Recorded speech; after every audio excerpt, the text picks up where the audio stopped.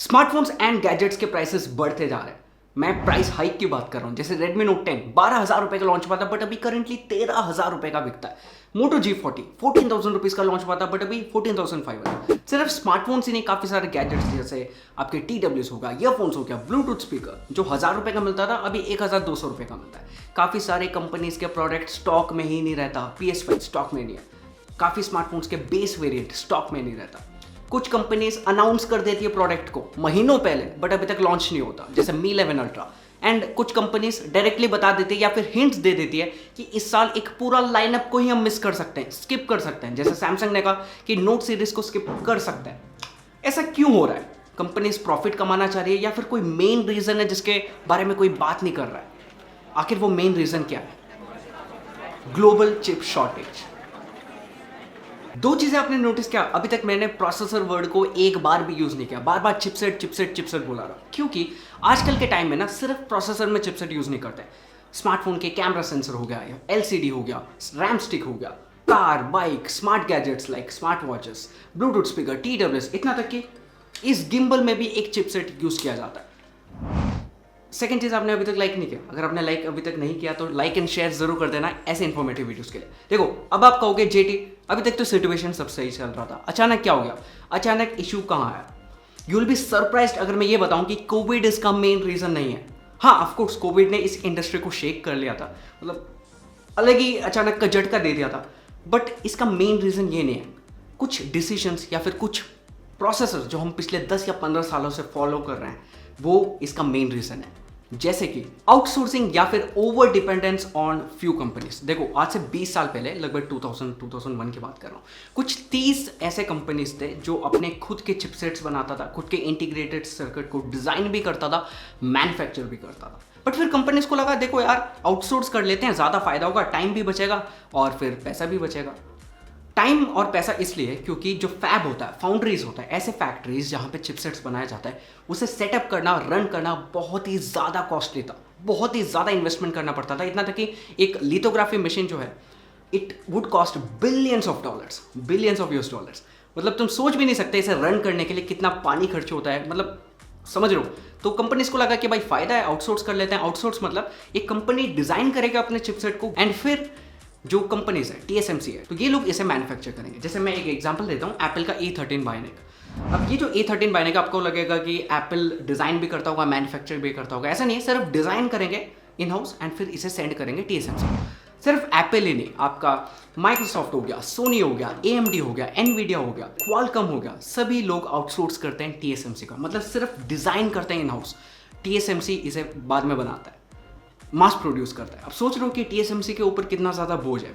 इतना तक कि इंटेल जो आज तक या फिर अभी तक अपने मेजॉरिटी ऑफ द चिपसेट्स खुद बनाता था, उन्होंने भी कह दिया कि इनका जो हाई एंड डिवाइसेस होगा, हाई एंड चिपसेट्स होगा, उसे आउटसोर्स कर दिया जाएगा TSMC को। Secondly, increasing demand. हमने ऑलरेडी देख लिया कि कुछ गिने चुने कंपनीज ही है जैसे TSMC, ग्लोबल फाउंड्रीज जो कि चिपसेट मैन्युफैक्चर करता है। ऊपर से जो डिमांड है ना, सिर्फ स्मार्टफोन इंडस्ट्री या फिर PC इंडस्ट्री या फिर ऑटो इंडस्ट्री, कार, बाइक्स, वहाँ से नहीं आ रहा है। आजकल ना क्रेज़ है सभी चीज़ों को स्मार्ट बनाने का। स्मार्ट वॉच हो गया, उसे हमने स्मार्ट वॉच बना दिया। ट्यूबलाइट है, उसे स्मार्ट बल्ब, स्मार्ट ट्यूबलाइट बना दिया।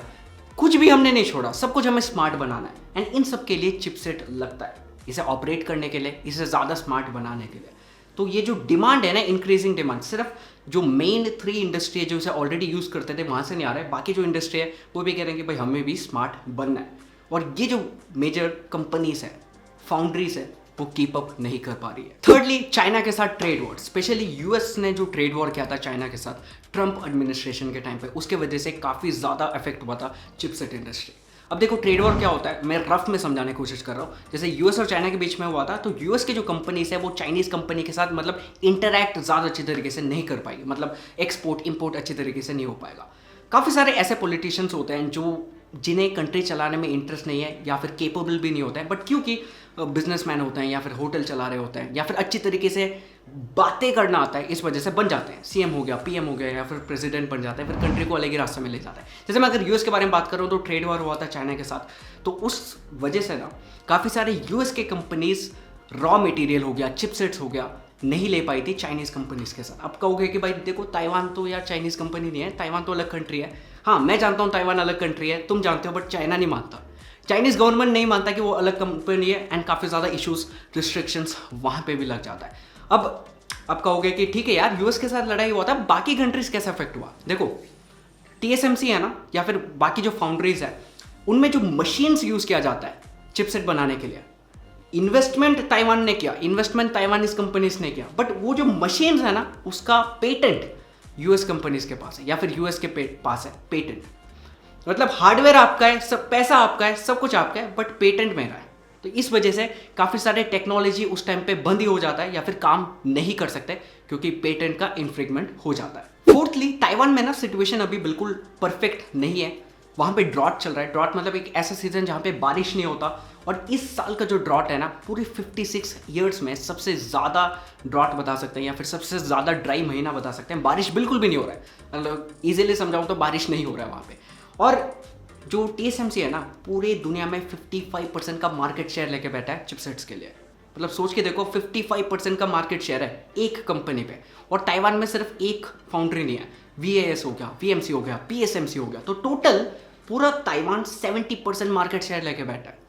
मतलब एक कंट्री 70% चिपसेट प्रोड्यूस कर रहा है बाकी सारी कंट्रीज के लिए, जो भी दुनिया में कंट्रीज है। एंड ड्रॉट के वजह से जो फाउंड्रीज होता है ना, वहाँ पे UPW यूज़ किया जाता है, अल्ट्रा प्योर वाटर यूज़ किया जाता है। जब एक वेफर के ऊपर एक और वेफर लगता है, मैं सिलिकॉन्स वगैरह के बारे में बात कर रहा हूँ, तो वहाँ पे UPW यूज़ किया जाता है। जब कंट्री पे पानी नहीं है, अपने सिटीजन्स को पिलाने के लिए पानी नहीं है, तो यहाँ पे तो यार वो कट शॉर्ट कर ही देंगे। मैं ये नहीं कह रहा हूँ कि बंद हो गया प्रोडक्शन, बट जिस लेवल पे कर सकते थे वैसे नहीं हो रहा है वाटर शॉर्टेज की वजह से। एंड फाइनली वो रीजन जिसके बारे में आप सब जानते होंगे, कोविड-19। जब कोविड-19 आया था स्टार्टिंग में, तो किसी ने सोचा नहीं था कि भाई वर्क फ्रॉम होम नाम का भी एक चीज़ रहेगा, सारी इंडस्ट्री बंद हो जाएगी। मतलब ये सब हमने कभी सपनों में भी नहीं सोचा होगा, बट ये सब हुआ था। एंड जब ऐसे चीज़ें हुआ, सारी इंडस्ट्री कंप्लीटली बंद हो गई, स्पेशली ऑटो इंडस्ट्री, कार का सेल्स, बाइक का सेल्स, सब कुछ बंद हो गया।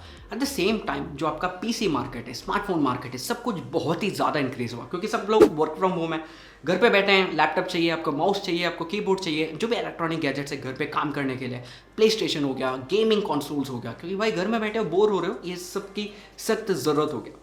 एट द सेम टाइम क्योंकि जो फाउंड्रीज है, इन्होंने देखा कि भाई कार और बाइक सेल नहीं हो रहा है उतना ज़्यादा, वो सारे कंपनीज ने अपना ऑर्डर जो है उन्होंने होल्ड पे डाल दिया है, तो वहाँ पे जो चिपसेट्स जाना था ना, उन्हें भी यहाँ पे रीडायरेक्ट कर दिया, स्मार्टफोन इंडस्ट्री पे इन्होंने रीडायरेक्ट कर दिया, ताकि भाई कुछ ज़्यादा इफेक्ट वगैरह ना हो। बट अभी देखो काफ़ी ज़्यादा सिचुएशन ठीक हो रहा है, कार्स भी वापस सेल होना शुरू हो चुका है। अब जो कंपनीज है, फाउंड्रीज है, ना इधर का ना उधर का रहेगा, मतलब यहाँ का ऑर्डर पहले पूरा करना है या फिर वहाँ का ऑर्डर पहले पूरा करना है, तो इश्यूज़ यहाँ पे चल रहा है, जिसकी वजह से प्राइस हाइक वगैरह हो रहा है। सेकेंडली, अब ये जो कंपनीज है ना, फाउंड्रीज भी, ये छोटे कंपनीज को ज़्यादा प्रेफरेंस नहीं दे सकता, क्योंकि छोटे कंपनीज पे इतना परचेसिंग पावर नहीं होता। जैसे माइक्रोमैक्स को ले लो, इतना ज़्यादा यूनिट्स नहीं खरीदेंगे, तो हो सकता है कि जो फाउंड्री है वो माइक्रोमैक्स को ये बताए कि देखो यार, हमसे नहीं हो पाएगा, प्राइस ज़्यादा में ले लो या फिर कम ही स्टॉक ले लो। But at the same time Apple को ये मना नहीं कर पाएंगे, सैमसंग को ये मना नहीं कर पाएंगे, क्योंकि लॉन्ग टाइम क्लाइंट है, आने वाले सालों में भी इन्हीं से लेंगे। बट माइक्रोमैक्स के ये नहीं पता कि भाई अचानक आ गया कंपनी, इन्होंने 2 फ़ोन लॉन्च कर दिया और अभी तक 6 महीने हो गए, एक भी फ़ोन नहीं है, तो ऐसे प्रेफरेंस भी ये कंपनीज देती है। एनीवे, आप समझ गए होंगे कि ये सब चल क्या रहा है और ऐसे शॉर्टेजेस वगैरह ऐसा क्यों हो रहा है।